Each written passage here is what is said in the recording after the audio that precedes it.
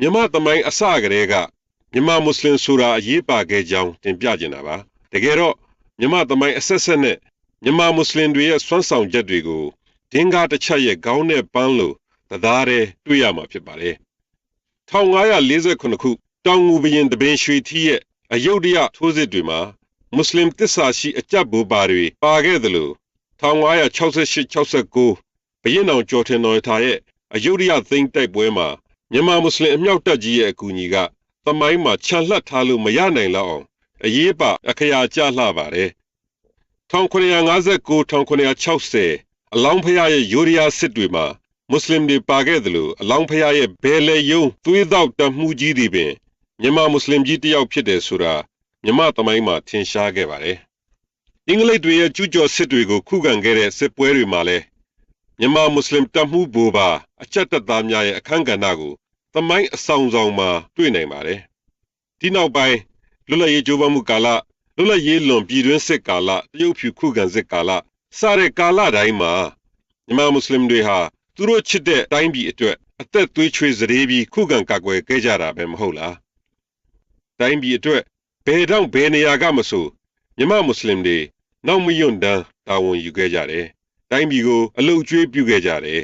တာရကအနေနဲ့မြန်မာပြည်ရဲ့အားထားရတဲ့မြန်မာမွတ်စလင်တွေအဖွဲ့တွေတဲကအချို့အကြောင်းကိုအလင်းသင်လို့တင်ပြခြင်းပါတယ်ဖဆပလအဖွဲ့ကြီးနဲ့တစ်ချိန်တည်းနှီးပါးတည်ထောင်ခဲ့တဲ့ BMC ဗမာမွတ်စလင်ကွန်ဂရက်ဟာမြန်မာလွတ်လပ်ရေးကြိုးပမ်းမှုတွေမှာ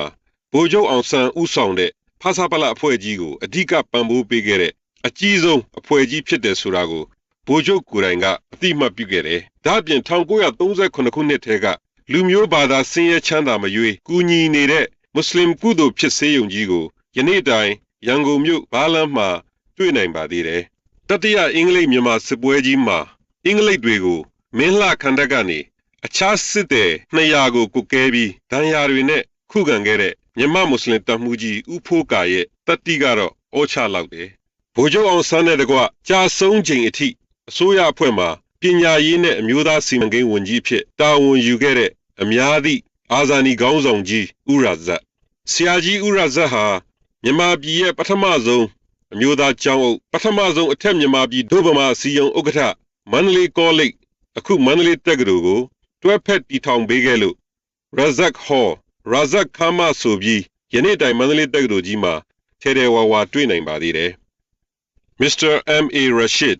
မြန်မာပြည်သူ့ကျွန်ဘဝကလွတ်ဖို့အဓိကဥဆောင်ခဲ့တဲ့ရန်ကုန်တက္ကသိုလ်ကျောင်းသားသမဂ္ဂရဲ့1935-36ပထမဆုံးဒုဥက္ကဋ္ဌတာဝန်ကိုယူအခြားထင်ရှားတဲ့ခေါင်းဆောင်တွေဖြစ်တဲ့ကိုအောင်ဆန်းကိုနုတို့နဲ့အတူလက်တွဲပြီးမြန်မာပြည်လွတ်လပ်ရေးအတွက်ကြိုးပမ်းခဲ့တာကိုညှင်းနိုင်သူတွေရှိရင်ညှင်းလိုက်ပါ1936-39မှာရန်ကုန်တက္ကသိုလ်ကျောင်းသားသမဂ္ဂဥက္ကဋ္ဌတာဝန်မြန်မာနိုင်ငံလုံးဆိုင်ရာကျောင်းသားသမဂ္ဂရဲ့ပထမဆုံးဥက္ကဋ္ဌတာဝန်တွေကိုတပြိုင်တည်းတာဝန်ယူခဲ့တယ်။ Hellhound at Large ငရဲခွေးကြီးလွတ်နေပြီလို့ရန်ကုန်တက္ကသိုလ်အိုးဝေမဂ္ဂဇင်းမှာရေးတဲ့စာရေးဆရာဘယ်သူလဲဆိုတာဖော်ထုတ်ဖို့ညှင်းဆိုခဲ့တဲ့အတွက်အိုးဝေ editor ကိုအောင်ဆန်းနဲ့ရန်ကုန်တက္ကသိုလ်ကျောင်းသားသမဂ္ဂဥက္ကဋ္ဌကိုနုတို့ကိုကျောင်းကထုတ်ပယ်ခဲ့လို့1936မှာဗြိတိရှကိုအန်တုတဲ့သမိုင်းဝင်ဒုတိယအကြိမ်ရန်ကုန်တက္ကသိုလ်ကျောင်းသားတပိတ်ကြီးဖြစ်ခဲ့တယ်။အဲဒီတပိတ်ကြီးကနေမြမလွတ်လပ်ရေးခေါင်းဆောင်တွေကိုမွေးဖွားပေးလိုက်တာပေါ့1956 Guardian မဂ္ဂဇင်းမှာဒေါက်တာမောင်မောင်က1936ကျောင်းသားတပိတ်ဟာ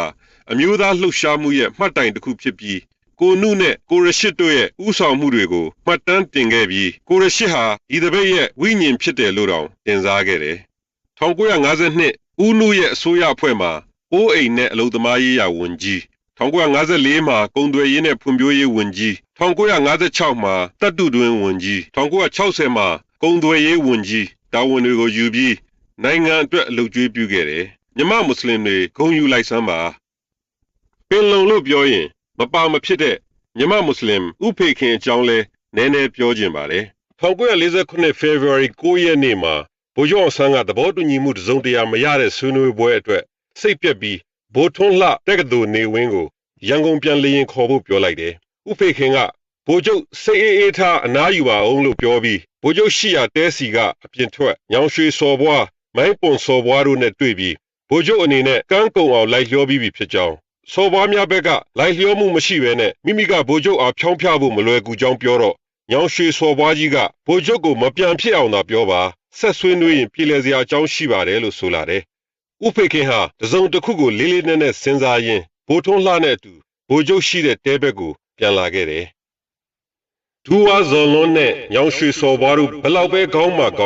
ဘလောက်ပဲခက်ထန်ဗြိတိရှားကအကာအကွယ်ပေးမဲ့ဒိုမီနီယန်အဆင့်လွတ်လပ်ရေးစိတ်ကူးရင်အိမ်မက်ကိုစွန့်လွတ်လိုက်တာတို့အတွက်သေးငယ်တဲ့အကျိုးဖြစ်ထွန်းမှုတော့မဟုတ်ဘူး။ဒီလိုဒိုမီနီယန်အဆင့်တောင်းတမှုကိုစွန့်လွတ်လိုက်တဲ့အတွက်ဗြိတိရှားတို့အနေနဲ့တို့မြေပေါ်မှာခြေကုပ်မရနိုင်တော့ဘူး။သူတို့တောင်းဆိုနေကြတဲ့အချုပ်အခြာအာဏာပိုင်ဆိုးတဲ့တီးခြားတောင်တန်းဒေသပြည်ထောင်စုဆိုတဲ့ကိစ္စဟာတောင်တန်းဒေသတစ်ခုတည်းတွင်အတွက်မဟုတ်ဘူး။မြန်မာနိုင်ငံတစ်ခုလုံးရဲ့အနာဂတ်ကံကြမ္မာကိုပါအဆုံးဖြတ်ပေးနိုင်မဲ့ကိစ္စဖြစ်တယ်။ညီလာခံကြီးစကားစားမှာမျှော်လင့်ချက်အပြည့်အဝနဲ့စခဲ့ကြတယ်။ဒေသဇွဲဆိုတဲ့ကြောက်ဆောင်ကြီးနဲ့တိုက်မိပြီးရေစုံမျောသွားမဲ့အရေးကိုတို့ဒီတိုင်းပဲလက်ပိုက်ကြည့်နေတော့မှာလား။ညီလာခံရဲ့ကံကြမ္မာဟာမရေရာမသေးကြလမ်းစုံလမ်းကွာရောက်နေပြီ။လမ်းမဘက်ကိုတိမ်ဆောင်သွားတာနဲ့တပြိုင်နက်မတွေးရဲလောက်အောင်အခြေအနေတွေဆိုးဝါးသွားနိုင်တယ်။ဒါကြောင့်ညီလာခံပြတ်မသွားအောင်ထိမ့်သိမ်းထားဖို့လိုတယ်။ထိမ့်သိမ်းနိုင်မဲ့သူဟာလည်းဗိုလ်ချုပ်တစ်ယောက်ပဲရှိတယ်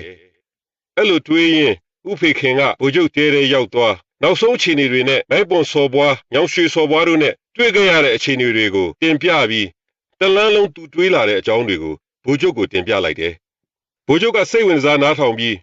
လေမြန်ကိစ္စကန်ဆယ်လုပ်အဲ့ဒီနေ့ညနေမှာပဲစာမောင်ကြီးဦးတင်ထွတ်ဦးအောင်ဇံဝေနဲ့ဘိုးခင်မောင်ကလေးတို့ကိုစီဝေးခေါ်လိုက်တယ်။စီဝေးသဘောတူညီချက်တွေအတိုင်းနောက်နေ့ဖေဖော်ဝါရီ10ရက်နေ့ညီလာခံမင်္ဂွန်းမှာဗိုလ်ချုပ်ကအမျိုးသားစီးလုံးညီညွတ်ရေးအတွက်ကချင်ပြည်နယ်တစ်ခုအဖြစ်ဖန်တီးပေးရန်မူအားဖြင့်လိုက်လျောပြီးဖဆပလအစည်းအဝေးတွင်မိမိကိုယ်တိုင်အဆိုတင်သွင်းသွားမည်ဖြစ်ကြောင်းပြောပြီးကိုယ်စားလှယ်အားလုံးတခဲနဲ့ဩဘာပေးရင်1948ခုနှစ်ဖေဖော်ဝါရီလ12မှာတမိုင်းဝင်ပင်လုံသဘောတူညီချက်ကိုကိုယ်စားလှယ်တွေလက်မှတ်ထိုးဒီနေ့မြန်မာနိုင်ငံမြေပုံအတိုင်းပြည်မတောင်တန်းပူးတွဲပြီးဗြိတိရှစီကလွတ်လပ်ရေးရခဲ့ကြတယ်မဟုတ်လား